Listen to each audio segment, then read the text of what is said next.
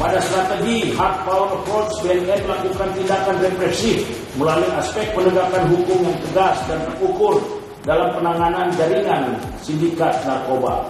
Sepanjang tahun 2021, BNN telah mengungkap 85 jaringan sindikat narkoba baik nasional maupun internasional.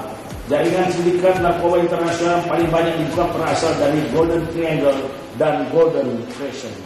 Dari jaringan yang diungkap, BNN mengungkap 760 kasus tindak pidana narkoba dan mengamankan 1.109 orang tersangka.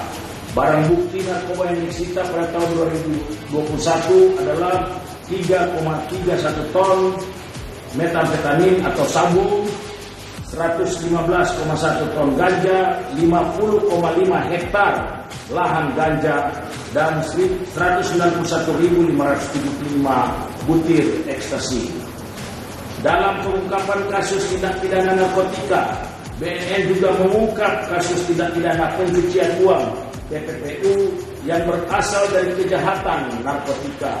Dari 14 kasus TPPU yang diungkap dan 16 orang tersangka yang diamankan, BNN telah menyita barang bukti TPPU berupa aset dan uang tunai sebesar 108,3 miliar rupiah. Strategi hard power juga dilakukan BNN dengan melakukan joint operation sebagai bentuk sinergitas dalam pemberantasan narkoba dengan seluruh kementerian dan lembaga institusi terkait yang telah dilakukan sebanyak 199 kali. Operasi BNN RI di akhir tahun dari jaringan Golden Triangle dan juga jaringan nasional dari Madura dan Jakarta seperti ada yang di depan kita telah mengungkap jaringan tindak narkoba dengan barang bukti 163,8 kg sabu. Ini kita bersama untuk mewujudkan Indonesia bersinar, bersih narkoba. War on drugs. Itu bentuk dukungan dari Pak Iksan dan kawan-kawan.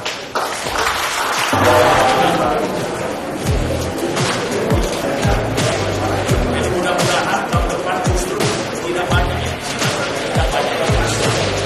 itu dan banyak yang ini apakah dia akan dilakukan criminal justice system proses atau dia hanya akan direhabilitasi. Kan tidak bisa serta-merta, jadi ada waktu tertentu kita harus bisa menilai apakah ini dimasuk dalam proses peradilan atau dia direhabilitasi. Nah, selama ini hanya keputusan bersama, namun diharapkan dengan ada undang-undang menjadi payung yang kuat untuk kita lakukan. Kenapa? Karena tujuannya kita kan, saya selalu sampaikan, penyalahguna ini harus kita selamatkan. Dia juga harus kita selamatkan, walaupun harus dibedakan juga antara penyalahguna, addicted, dan pelaku tindak pidana narkotika sendiri yang merupakan yang disebut dengan victimless crime. Victimless, dia pelaku, dia juga korbannya. Gitu. Pertama-tama kita apresiasi atas kerja hebat, kerja cerdas, dan kerja berani BNN yang pada kepemimpinan Pak Petrus Golose ini mencanangkan yang namanya war on drugs. Itu tidak hanya dalam kata-kata, tapi diejawantahkan dalam segala perbuatan dan giat-giat, baik pencegahan maupun pemberantasan dalam konteks P4GN yang dilakukan oleh teman-teman di BNN. Yang kedua, kita apresiasi betul terkait dengan press release akhir tahun terkait dengan kinerja BNN RI tahun 2021. Ini memperlihatkan sebagai wujud pertanggungjawaban kerja-kerja hebat Badan Narkotika Nasional di mata publik. Juga memperlihatkan bagaimana wujud kerjasama, kolaborasi, koordinasi, gotong royong, satu padu untuk perang terhadap narkoba.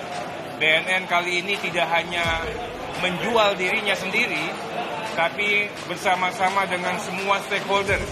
Ada teman-teman dari Polri hadir, ada teman-teman dari Kumham, teman-teman dari Bakamla, teman-teman dari berbagai kementerian dan lembaga, ini memperlihatkan bagaimana kepemimpinan Pak Petrus mampu menjadikan BNN sebagai leading sector, sebagai koordinator atas kerja-kerja P4GN-nya.